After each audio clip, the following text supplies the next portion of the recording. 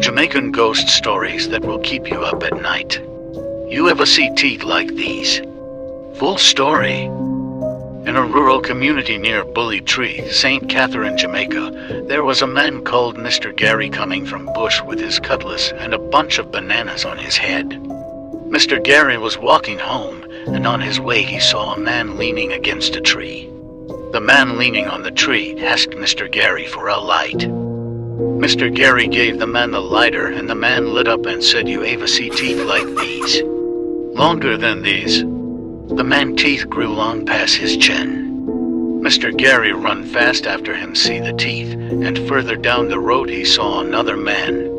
He stopped to explain what he had seen, and the other man said, "Calm down. You ever see teeth like these? Longer than these." This time the teeth longer to the man's chest. Mr. Gary run off and decided the next person he saw he wouldn't stop again. He did see another man, and while Mr. Gary was running, that man shouted, "Teeth like these, longer than these." The man's teeth longed to him nay. Mr. Gary did eventually run all the way home, still carrying the bananas on his head. Mr. Gary is actually still alive to this day, but is very old. Like and follow for more.